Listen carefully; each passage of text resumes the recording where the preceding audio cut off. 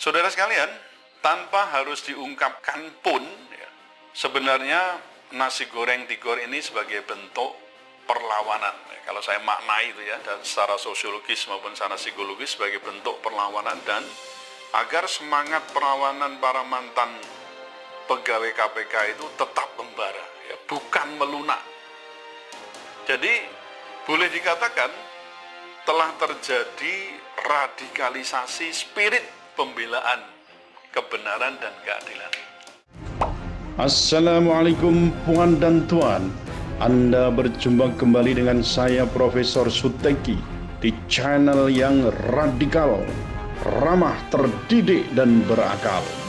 Puan dan tuan dijamin tidak akan merugi mengikuti channel ini, maka jangan lupa untuk subscribe, like, comment, and share. Assalamualaikum warahmatullahi wabarakatuh. Apa kabar puan dan tuan hari ini? Semoga dalam keadaan baik, sehat walafiat, dan murah rezeki. Amin. Puan dan tuan, masih bersama saya Profesor Suteki di channel yang radikal, ramah, terdidik, dan berakal. Puan dan tuan, pada kesempatan ini saya akan meribet soal politik nasi goreng. Istilah ini sangat populer sejak digulirkan oleh Megawati, Ketua Umum PDIP, selepas menjamu Prabowo Subianto, capres yang bertanding melawan Jokowi pada pemilu tahun 2019. Politik nasi goreng ini bisa kita sebut sebagai moderasi. Pasca pemecatan terhadap 57 pegawai KPK, ini juga ada isu nasi goreng, ya, nasi gorengnya sama. Nah, jadi lantaran tidak bisa dibina, ya, dipecat itu lantaran tidak bisa dibina karena tidak lolos tes wawasan kebangsaan. Nah, maka kemudian muncul isu perlawanan dengan berbagai cara, misalnya dengan mengadukan perkara tersebut ke Mahkamah Konstitusi, Mahkamah Agung, lalu juga ada ke Komnas HAM, ada Ombudsman RI, ya, dan yang masih hangat tadi saya singgung adalah soal isu politik nasi goreng. Yakni ada mantan pegawai KPK yang ingin membangun opini perlawanan, ya, kalau boleh saya sebut begitu ya, dengan berjualan nasi goreng di Bekasi. Nah, ini saya katakan sebagai politik nasi goreng dan lebih mengarah pada radikalisasi, ya. Tapi dalam arti amelioratif, yaitu persoalan kekeh, ya, membela kebenaran dan keadilan. Baik, puan dan tuan, mari kita bahas kedua politik nasi goreng itu. CNN Indonesia tanggal 24 Juli 2019 menurunkan berita bertajuk Nasi Goreng Megawati Luluhkan Hati Prabowo. Dikabarkan bahwa Ketua Umum PDIP Megawati Soekarno Putri bercerita soal kelebihannya menjadi politikus bergender perempuan seperti dirinya saat itu, ya. Hal itu disampaikan usai Megawati disambangi oleh Ketua Umum Gerindra Prabowo Subianto di kediamannya Jalan Teungku Umar, ya, Menteng, Jakarta Pusat, Rabu pada tanggal 24 Juli 2019. Posisinya yang juga merupakan Ketua Umum salah satu partai besar di Indonesia bahkan membuatnya mudah meluluhkan hati para politikus pria. Salah satunya, kata Mega, dengan menggunakan politik nasi goreng. Beliau mengatakan, untunglah kalau seorang perempuan pemimpin dan politisi, rupanya ada bagian yang sangat mudah meluluhkan hati laki-laki. Nah, itu namanya politik nasi goreng yang ternyata ampuh. Ya, demikian kata Mega usai bertemu dan bersantap siang bersama Prabowo. Kemudian saudara sekalian, Prabowo pun langsung tertawa menanggapi ucapan Mega di sampingnya. Ya, tak hanya Prabowo, tapi juga ada Ahmad Muzani hingga Budi Gunawan pun sempat tersenyum mendengar ocehan Mega soal politik nasi goreng itu. Jamuan nasi goreng Megawati tampak membuat hubungan dengan Prabowo menjadi cair ya, karena sebelumnya memang dikenal situasi politik yang selama kampanye menjelang Pilpres itu, bahkan hingga persidangan sengketa hasil Pilpres di Mahkamah Konstitusi itu cukup menegangkan. Perbedaan kepentingan, perbedaan politik ya, keduanya itu sangat tajam, bahkan dalam tanda kutip bisa dikatakan bermusuhan, berhadapan. Nah, Prabowo mengatakan keduanya telah menyambung kembali kekeluargaan, apalagi Prabowo selalu merasa mendapat penghormatan dan perlakuan yang baik dari keluarga Mega. Meski diakui Prabowo, keduanya kadang berbeda sikap politik dan prinsip, namun yang utama tetap kemajuan NKRI. Nah, saudara sekalian, disinilah saya berpendapat bahwa politik nasi goreng Megawati itu bermakna moderasi,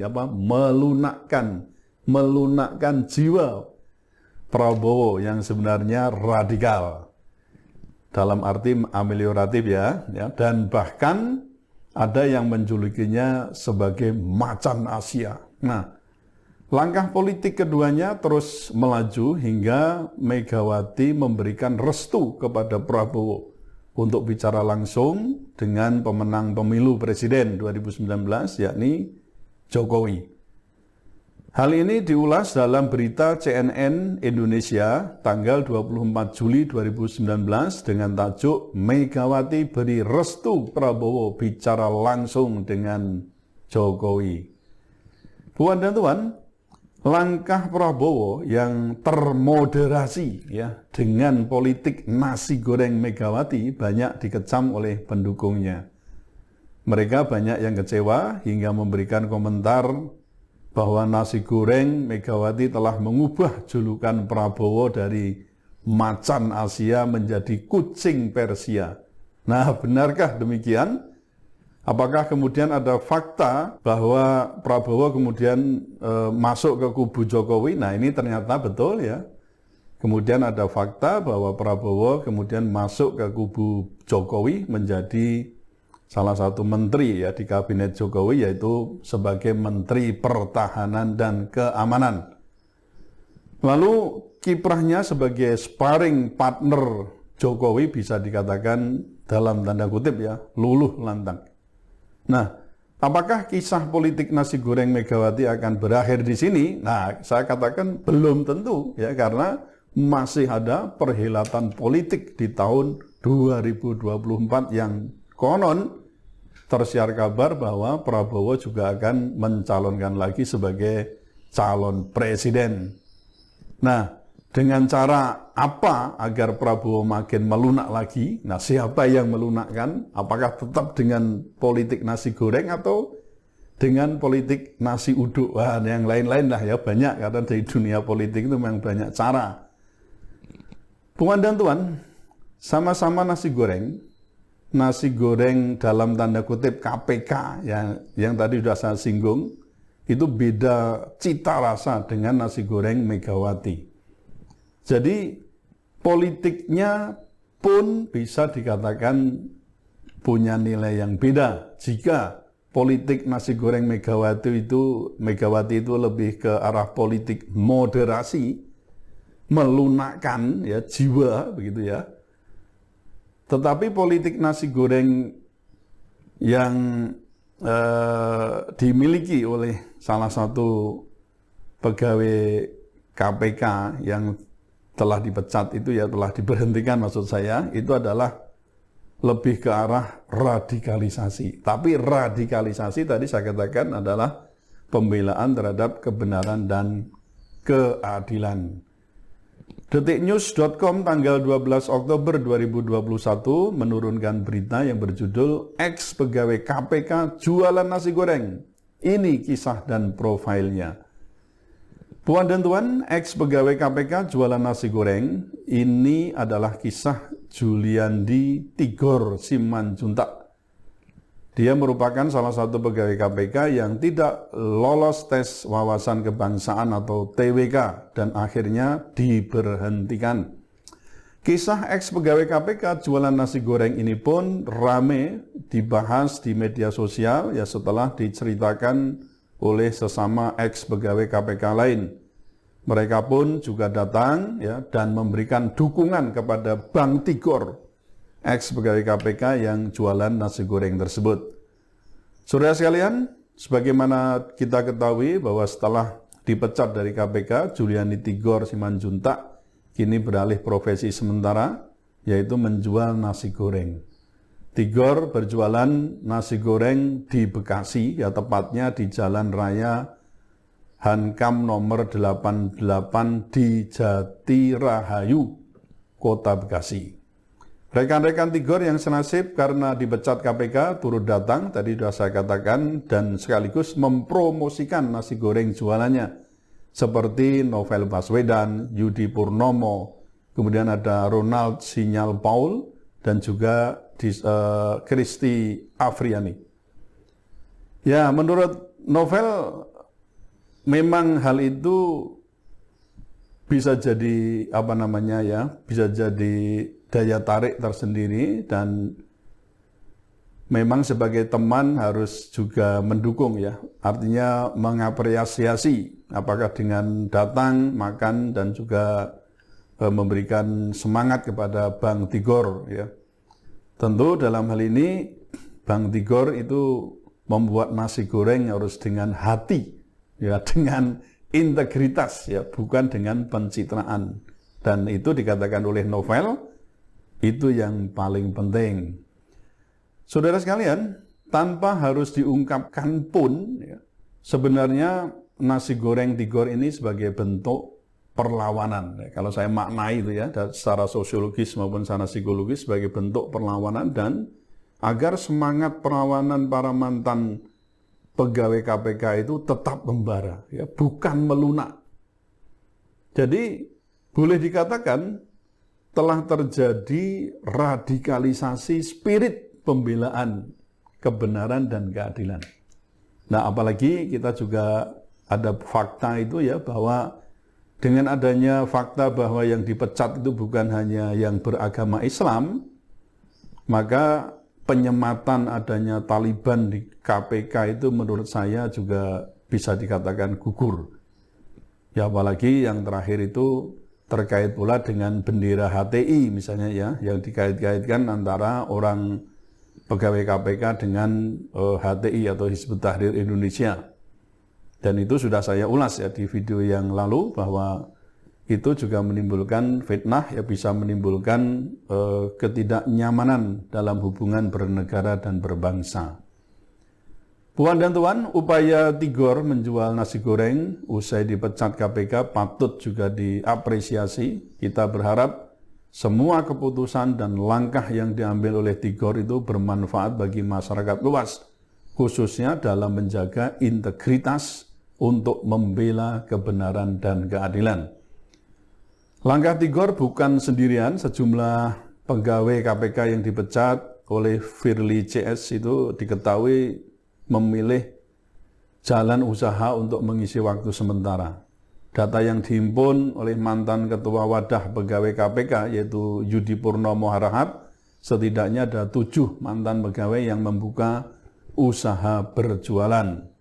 Ada yang di situ ada Ronald Paul Sinyal, itu mantan spesialis humas muda Ita Khairiyah alias Tata, hingga mantan pegawai bidang deteksi dan analisis korupsi Panji Prianggoro juga membuka usaha berjualan.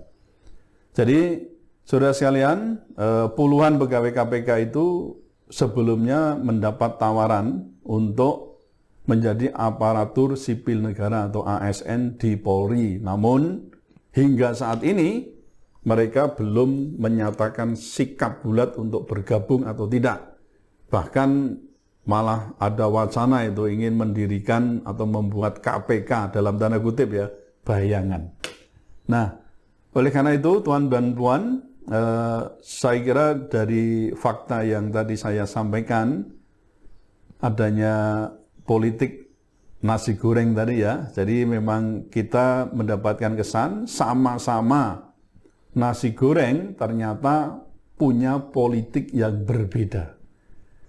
Bisa bermuatan politik moderasi, tetapi juga bisa bermuatan politik radikalisasi. Tapi sekali lagi dalam bentuk amelioratif atau dalam hal yang bermuatan positif. Tapi ya saya katakan bukan sembarang radikalisasi, melainkan radikalisasi dalam pembelaan terhadap kebenaran dan keadilan. Jadi saya mungkin dapat menyatakan bahwa nasi goreng X pegawai KPK ini akan mampu menginspirasi bentuk perlawanan rakyat dan ingin meneguhkan jiwa perkasa macan Asia tetaplah menjadi macan Asia, bukan menjadi kucing Persia atau menjadi hanya macan kertas. Nah, saudara sekalian, tetaplah radikal, ramah, terdidik, dan berakal. Assalamualaikum warahmatullahi wabarakatuh.